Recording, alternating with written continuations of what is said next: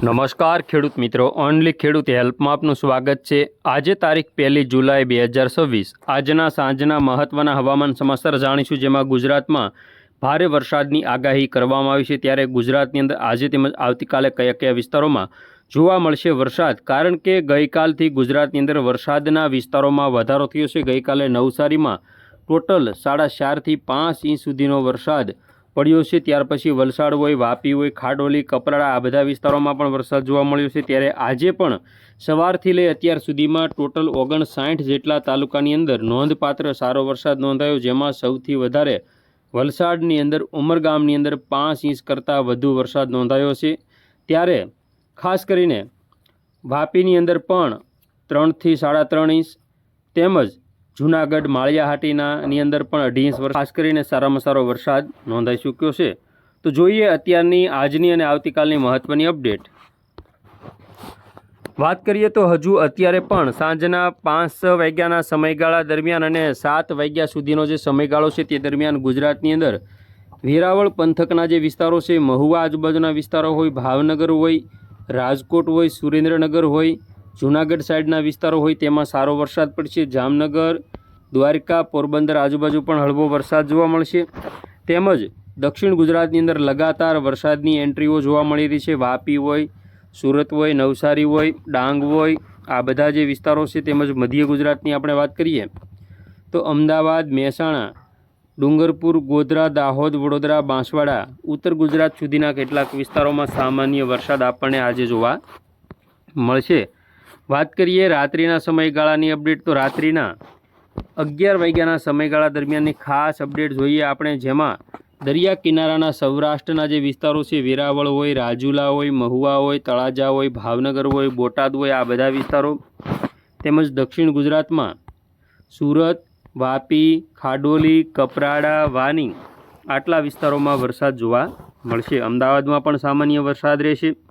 આવતીકાલે વહેલી સવારે 6 વાગ્યાના અરસામાં ખાસ કરીને વરસાદની તીવ્રતામાં ખૂબ જ સારો એવો વધારો થવાનો છે, જેના કારણે સૌરાષ્ટ્રના જે વિસ્તારો છે, પોરબંદર હોય, જૂનાગઢ હોય, વેરાવળ હોય, રાજુલા હોય, ભાવનગર હોય આ બધા જે વિસ્તારો છે જેમાં વરસાદ આપણને જોવા મળશે। ખાસ કરીને આપણે જોઈએ તો જે વડોદરા આજુબાજુના જે વિસ્તારો છે, સુરત આજુબાજુના જે વિસ્તારો છે, ભરૂચ સાઈડના વિસ્તારો છે, વલસાડ, નવસારી, ડાંગ, તાપીના વિસ્તારો છે, જેમાં પણ વરસાદ આપણને જોવા મળશે। 2 તારીખે એટલે કે આવતીકાલે બપોરના સમયગાળા દરમિયાન કયા કયા વિસ્તારોમાં વરસાદ પડશે તેની વાત કરીએ તો આવતીકાલે ખાસ કરીને લાંબા હોય, તેમજ ખંભાળિયા હોય, લાલપુર હોય, જામનગર હોય, રાજકોટ હોય, કુતિયાણા, પોરબંદરના આટલા વિસ્તારોમાં મધ્યમ વરસાદ। જેમ જેમ દક્ષિણ તરફ આવતા વરસાદની તીવ્રતા વચ્ચે જૂનાગઢ હોય, જેતપુર હોય, રાજકોટ, બોટાદ, સુરેન્દ્રનગર, ધોલેરા, ભાવનગર, પાલીતાણા, અમરેલી, ધારી આ વિસ્તારોમાં ભયંકર સારો વરસાદ રહેશે। સાથે સાથે કોડીનાર, વેરાવળ, રાજુલા, મહુવા, તળાજાના વિસ્તારોમાં પણ વરસાદ જોવા મળશે। મોરબી પંથકથી લઈ મધ્ય ગુજરાતમાં કલોલ આજુબાજુના વિસ્તારો હોય, અમદાવાદ સાઈડના વિસ્તારો હોય, વિરમગામ હોય, બાયડ હોય જેમાં સામાન્ય વરસાદ રહેશે। વડોદરા, છોટાઉદેપુર, દાહોદ, ગોધરા, નડિયાદ, ડાકોર આ બધા વિસ્તારોમાં પણ મધ્યમ વરસાદ।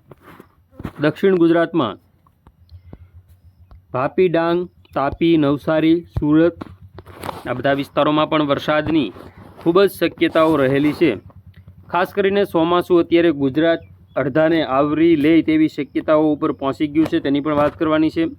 આવતીકાલે બપોર પછી પણ વરસાદની તીવ્રતા રહેશે, તેમજ આવતીકાલે રાત્રિનો જે સમયગાળો છે તે દરમિયાન પણ સૌરાષ્ટ્રના ઘણા બધા વિસ્તારોમાં સારો વરસાદ પડી શકે, જેમાં ખાસ કરીને ભાવનગર, મહુવા, રાજુલા, અમરેલી, જૂનાગઢ, પોરબંદરના વિસ્તારો, સુરતથી વલસાડ, નવસારી, ડાંગ, તાપીના જે વિસ્તારો છે જેમાં પણ વરસાદની શક્યતા ખૂબ જ રહેલી છે।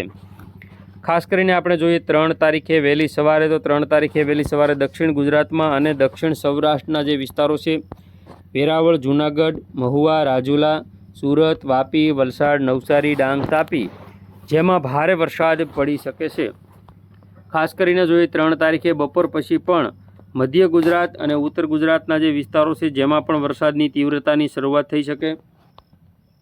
આગામી 4 તારીખ, 5 તારીખ, 6 તારીખની અંદર ઉત્તર ગુજરાતના વિસ્તારોની અંદર પણ વરસાદની સંભાવના છે। જે આઇકોન મોડેલ અનુસાર વાત કરીએ તો આઇકોન મોડેલ અનુસાર જે અમદાવાદથી ઉપરના જે વિસ્તારો છે ઉત્તર ગુજરાતના, જેમાં ડુંગરપુર હોય, બાંસવાડા હોય, બનાસકાંઠા હોય, સાબરકાંઠા હોય, અરવલ્લી હોય, આ બધા વિસ્તારોમાં પણ વરસાદ આપણને જોવા મળવાનો છે. તો આ રીતે ગુજરાતના જે વિસ્તારો છે જેમાં સારામાં સારી વરસાદી સિસ્ટમ અત્યારે એક્ટિવ છે.